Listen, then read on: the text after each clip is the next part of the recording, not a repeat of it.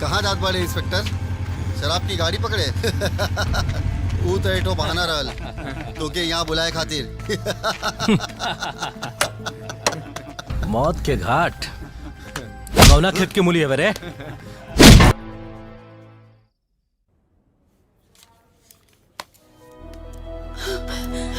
का भइल हमारे बेटा के? डॉक्टर साहब ये सब कैसे भइल? ये ठीक बड़ा। वैसे तो ये ठीक है पर का डॉक्टर साहब?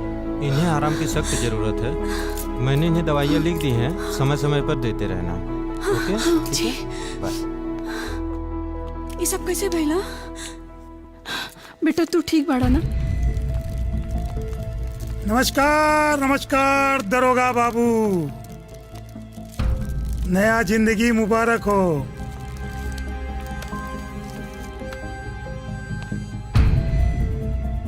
बहुत कम लोग होले जे मौत के मुंह में जाके वापिस आवेले। हाँ?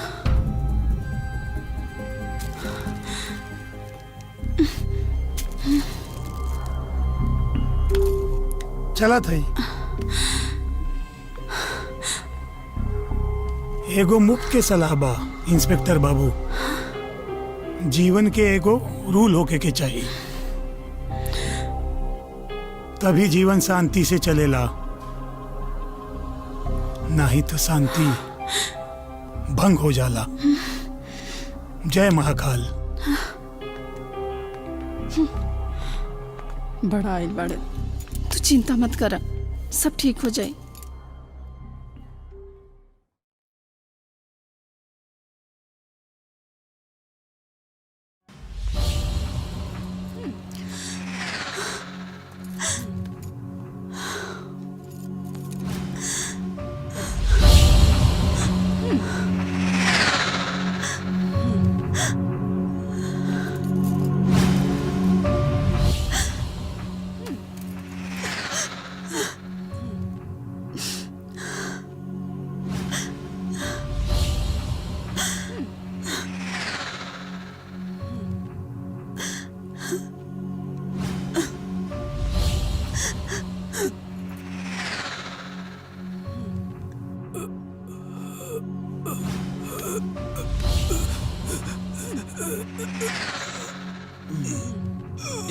एक और भैया, बस एक और हो जाए।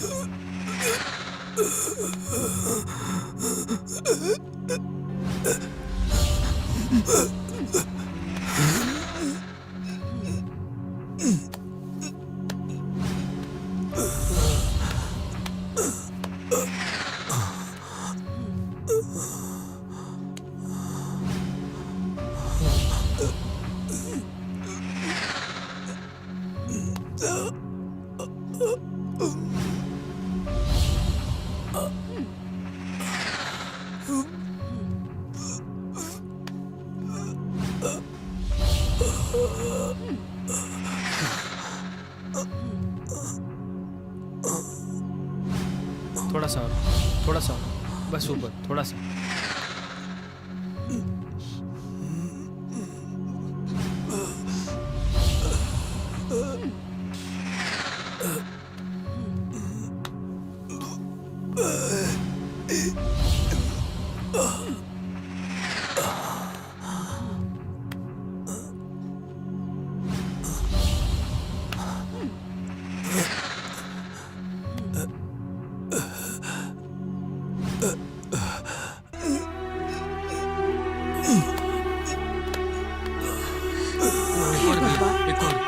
हमरा पति के जल्दी से ठीक कर दी बस।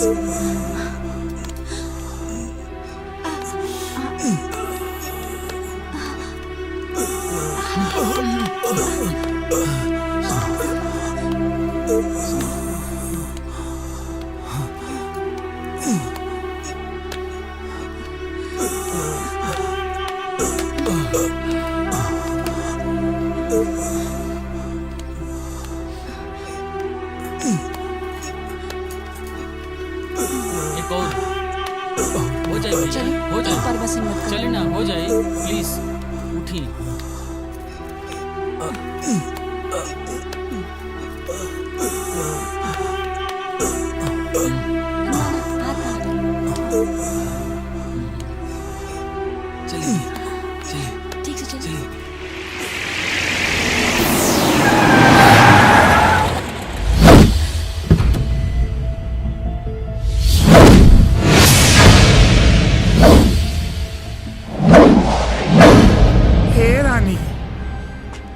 ये तोर जवानी बेस्ट करे के ना केहू और के टेस्ट करे के चीज आ। अब तो इंस्पेक्टर कोनो ड्यूटी के लायक ना रह गई। थाना तो कोनो दूसर दरोगा संभाल ले, लेकिन तोहरा के संभारी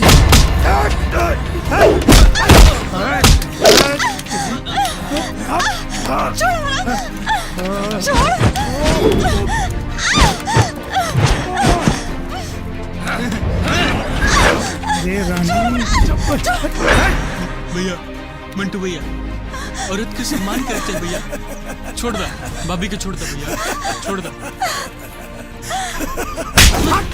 मारो सारे।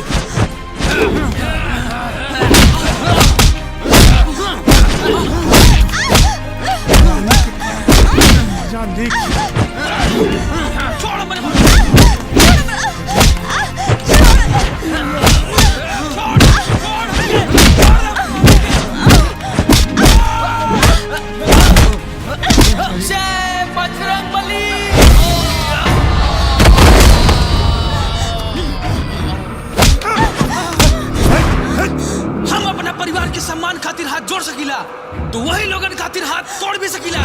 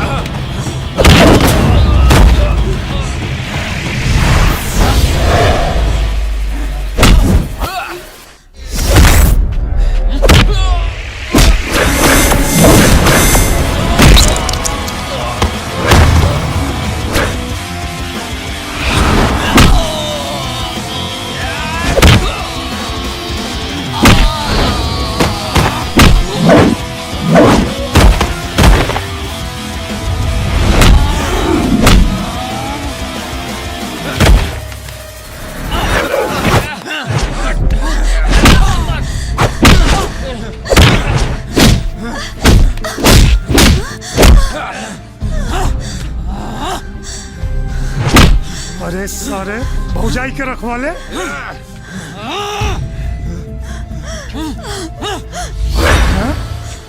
बहुत ताकत हो गई बता रहा। बोलबे की ना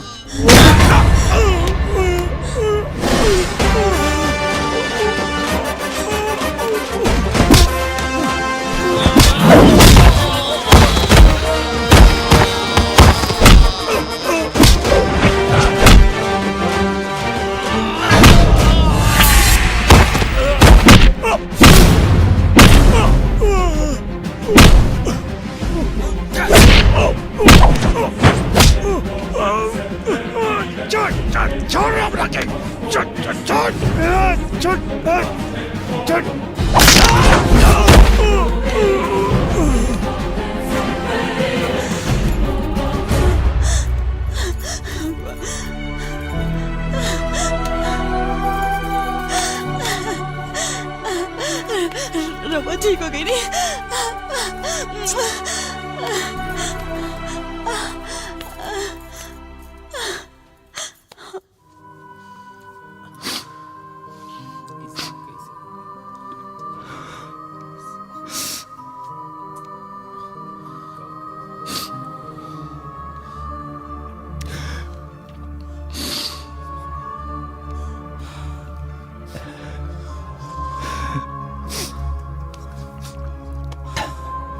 भैया इस सिर पे हाथ रख के बैठे टाइम नहीं खे। टाइम हा उन लोगन का सर काटे को जे हमारा प्यारा भाई को मरने पाड़े।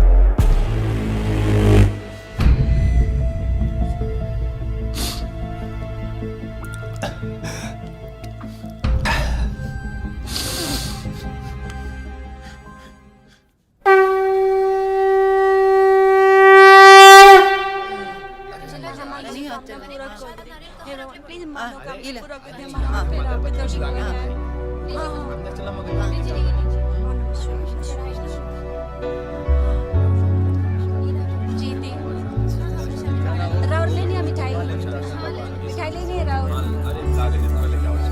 फूलो ले ले राव कुछ पता बा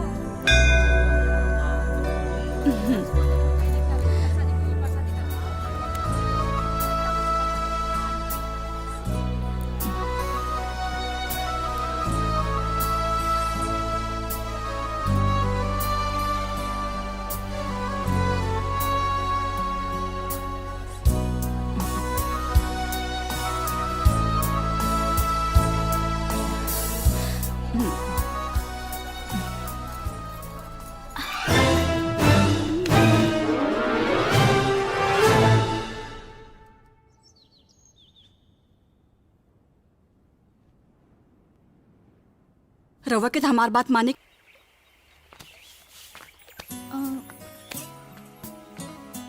अपन बॉयफ्रेंड के साथे बानी। तू तो ऐसे चौकत रहा जैसे हमार कोनो बॉयफ्रेंड ही ना हो सकेला। संस्कारी हुई है तहर बाप। चलो फोन रखा जो बोल दे और अब फोन रख ना तो फोन में से घुस के मारब। अरे सुनासी, अगर तुम्हार पापा के और से ब्याह कर दिया तो हमार का हुई? अरे बुद्धू चला हम मानी ना, टेंशन मत ला। हाँ तो ठीक बा। आज हम अपन दोनों बेटा के अपने हाथे से खियाई। बहू जल्दी से खाना ले आवा।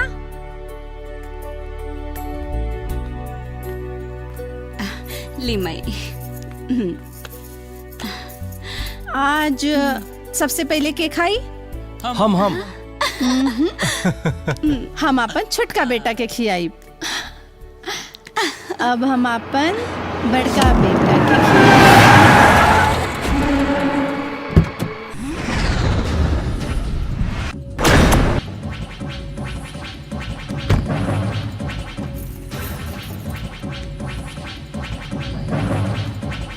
नमस्कार।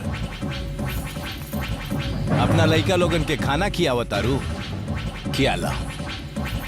हो सकेला ई तारा हाथ के तारा बेटा लोगन के आखिरी निवाला होके।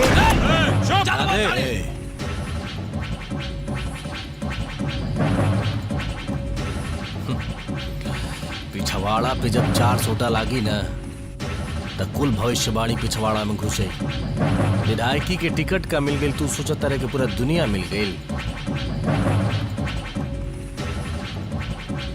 ढेर उड़ मत ना तो तोर इतिहास अब भूगोल बतला टाइम ना लगी। हे दरोगा, के कर इतिहास बदली और के कर भूगोल ही तो वक्त बताई। आज से काउंट डाउन शुरू। उल्टी गिनती गिनल शुरू कर दे। महर्षि नाम के सुनामी तारा पूरा परिवार के बहा ले जाई। चारों तरफ तबाही तबाही, भूचाल आ जाई, कुछ ना बची। ऐजा से चुपचाप चल जो, न तो ऐसा सुनामी ले आई, ऐसा सुनामी ले आई कि तोर नामो निशान तक ना बची। भागी जैसे। बहुत खूब। जय राम जी की। चल छोड़े।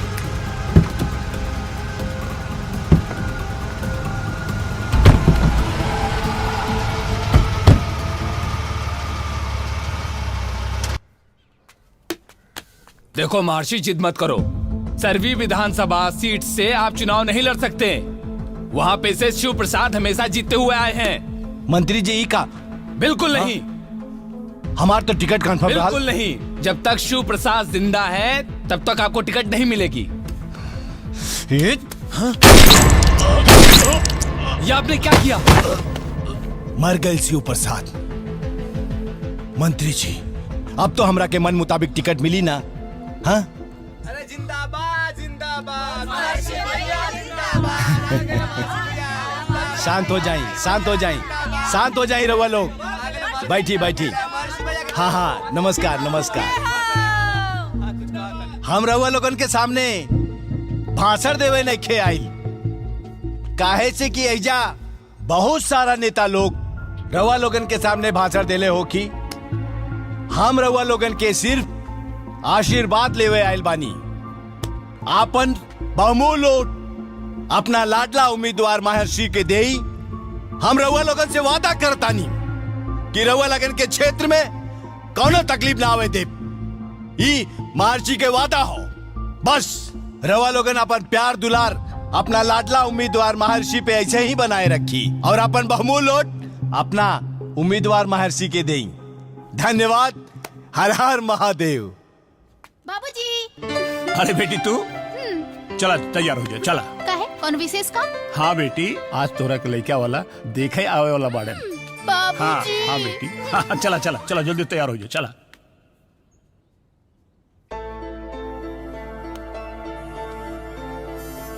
एक को पैसा दहेज ना मिली बुझला? हाँ हाँ तो फिर बाबूजी सब फोकट में कर ली ना। ये गाड़ी बंगला घोड़ा कब काम आई? चुप रहा बे।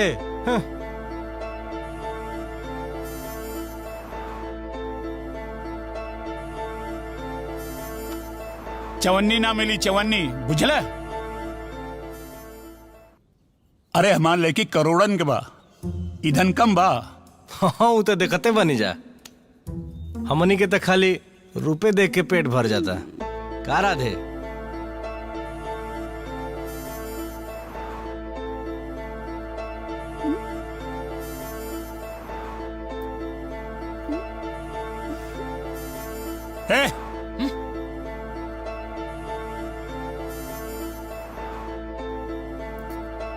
का चल रहा बा? एक बात और, जब तक राधे कहीं सेटल ना हो जाई हैं बाजा ना बाजी। और हाँ शादी से पहले 100 गज की दूरी बना के रखे के पड़ी दोनों जने के। अरे बाबूजी वो दूरी वूरी सब ठीक बा। भैया पेटवा में गुड़गुड़ होता तनी मिठाई सिठाई मंगवाई ना बाबूजी से। हाँ बाबूजी अब मिठाई मंगा के सबका मुंह मीठा कराई। हम यही रउआ लोगन से वोट मांगे नहीं खे आई।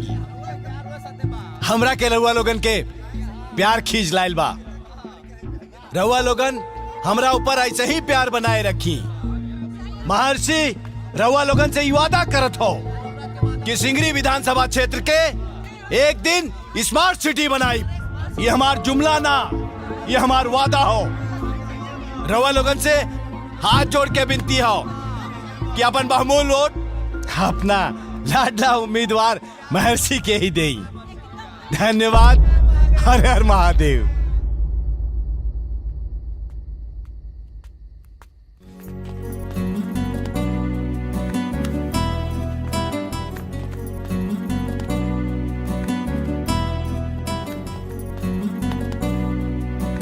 शादी से पहले 100 गज की दूरी बना के रखे के पड़ी दोनों जने के।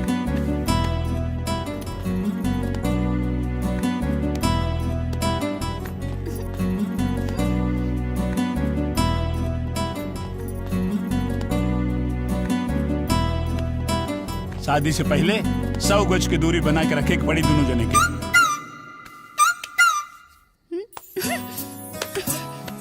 हमरा के सब मालूम बा तू एक नंबर का फट्टू बाड़ा।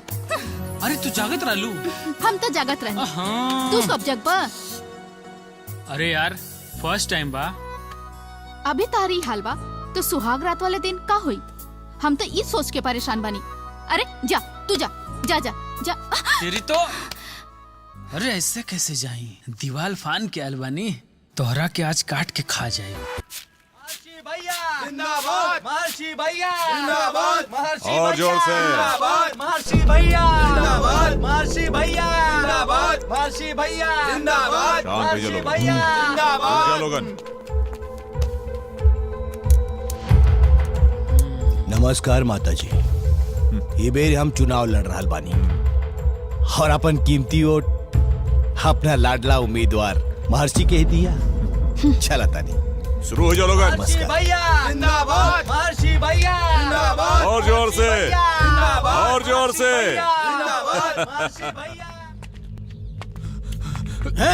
रुक जा ना तो गोली चला दे।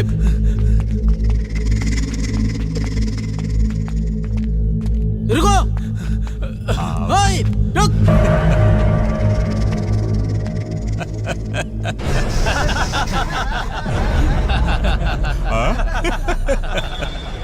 कहा इंस्पेक्टर तुम्हारी एटीट्यूड तोहरे पर्सनालिटी पर सूट नहीं कर रहा है समझे? कबूतर फंस गया चंगुल में। क्या किया जाए? अरे भैया जी एक रैकेट ठोक दिया जाओ।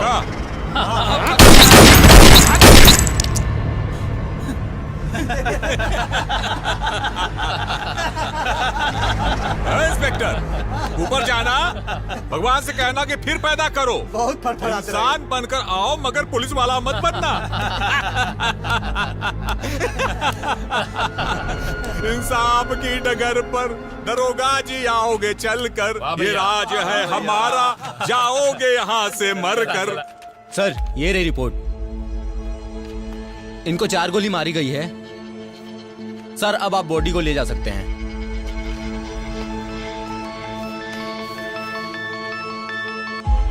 हेलो हेलो, क्या बोला था? राजा हमरा का बड़ा अफसोस है कि क्या बोला था? ईमानदार सिपाही शहीद हो गई हो। अरे वो कचरा साफ करत करत ना कचरा के ढेर में समा गई।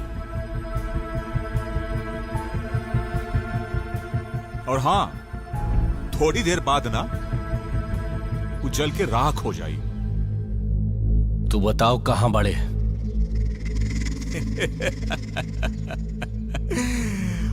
हम ये बौखलाहट तोरा चेहरा देखे चाहत रहे। अरे उस साला ना भारत और पाकिस्तान के मैच से भी ज्यादा इंटरेस्टिंग दृश्य रहा हो। राजा तोहरा से भैया कहले रहे ना, तोर उल्टी गिनती शुरू। और हाँ अबे ती छोट मोट ट्रेलर हा, पूरी पिक्चर तो अबे तोहरा देखे बाकी बाहो। हम यही तरह से ना तोहरा का धीरे धीरे धीरे धीरे मौत के मुंह में ले आओ। राजा इस समय हम कितना परम सुख का अनुभूति कर रहे हैं ना, तोहरा कम बता नहीं सकते हैं। कहां से बोला तारे तू? अरे अरे ढेर ना चिचिया, फोन बिगड़ जाए तो आरो। लागत है तुर मौत नियर आ गिल बा। अरे पुलिस वाला अपराधी से पूछा थे कहां है। ये पहली बार भाई हम सुने हैं। अरे पुलिस वाले हो, ढूंढ लो। हेलो हेलो,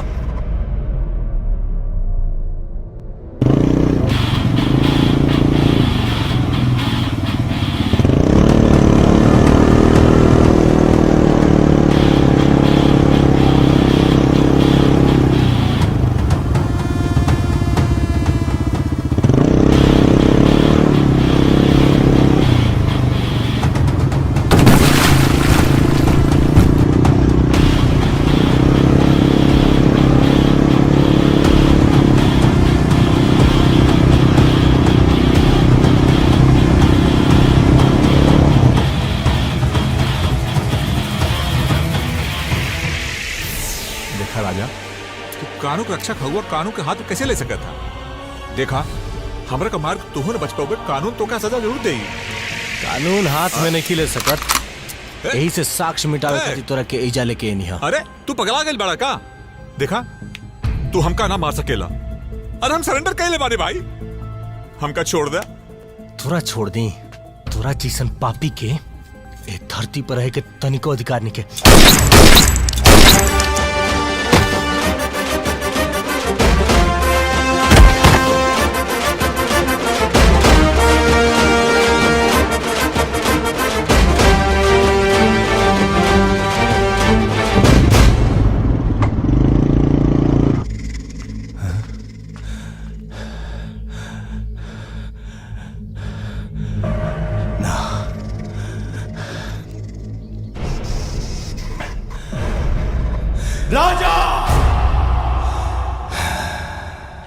राधे तू माई के और अपना भाभी के पूरा ध्यान दिए।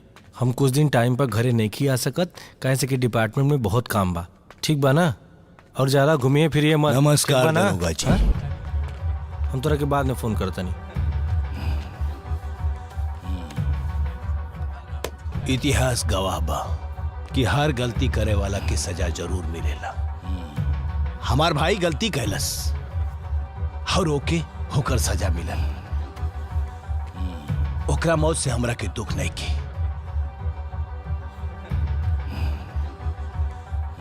तहरा जगह हम रहती तो हम यह करती। मालिक माफ गलती के कल जाला, गुनाह के ना। सही कहा तारा। जब आज परिवार की इज्जत पे आ जाला तब गीदड़ भी शेर बन जाला। और तू तो बहादुर इंस्पेक्टर पड़ा। वेल डन इंस्पेक्टर, वेल डन। हमके तो से कोनो शिकायत नहीं के। मुनाफ चल, नमस्कार।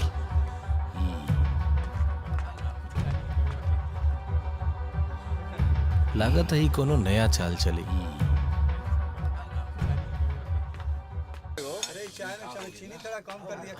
अरे पिए के बाद तब पिया। ए भैया पैसा देवे का हिलाई नहीं, क्या क्या ऐसी करता रहा। का हो तनी फोन चाहत रहे। का है? माई से बात कर रहे, बहुत अर्जेंट बा। तुहार मोबाइल का भइल? हमार मोबाइल डिस्चार्ज हो गइल बा। ला लगावा।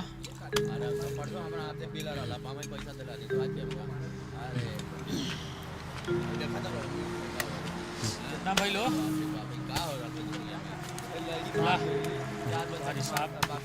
हेलो हाँ भाई। लवा फोन दा। ए फोन दा। दा कहाँ जाता रहा? फोन दा। ओए